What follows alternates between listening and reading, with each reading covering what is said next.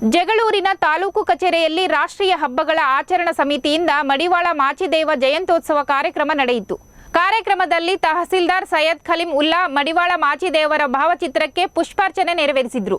ಬಳಿಕ ಮಾತನಾಡಿದ ಅವರು, ಮಡಿವಾಳ ಮಾಚಿದೇವ ಅವರ ಆದರ್ಶಗಳನ್ನು ಇಂದಿನ ಯುವ ಪೀಳಿಗೆ ಅಳವಡಿಸಿಕೊಳ್ಳಬೇಕು. ಅಲ್ಲದೆ ಮಡಿವಾಳ ಸಮಾಜ ಅಭಿವೃದ್ಧಿಯಾಗಬೇಕಾದರೆ ಮಕ್ಕಳಿಗೆ ಶಿಕ್ಷಣ ಕೊಡಿಸಿ ಅಂತ ಕರೆ ನೀಡಿದರು.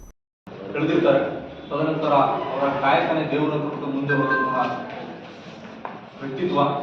ನಮ್ಮ ಉಮೇಶ್ವರು ಅವರ ಇತಿಹಾಸ ತುಂಬಾ ಚೆನ್ನಾಗಿ ಹೇಳಿದರು. ವಿಜಯಳ ಮಹಾರಾಜರ ಮತ್ತು ಅವರ ರಮೇಶ್ ನಾನು ಅವಾಗಿಂದ ರಮೇಶ್ ಅವರು ವಿಜಯಳ ಮಹಾರಾಜ ಮತ್ತೆ ಅವರ ಯಾವ ರೀತಿ ವೈಮನಸ್ಸನ್ನ ಕೊನೆಗೆ ಅಂತ್ಯವನ್ನು ಅವರ ಕಾಲಿಗೆ ಬೀಳುವ ಮೂಲಕ ಒಬ್ಬ ಮಹಾರಾಜ ಒಬ್ಬ ಶರಣರ ಕಾಲಿಗೆ ಬೀಳುವ ಮೂಲಕ ತನ್ನ ಅಂತ್ಯವನ್ನು ಕಂಡಿರುವಂತದ್ರ ಬಗ್ಗೆ ತುಂಬಾ ಚೆನ್ನಾಗಿ ಹೇಳಿದರು.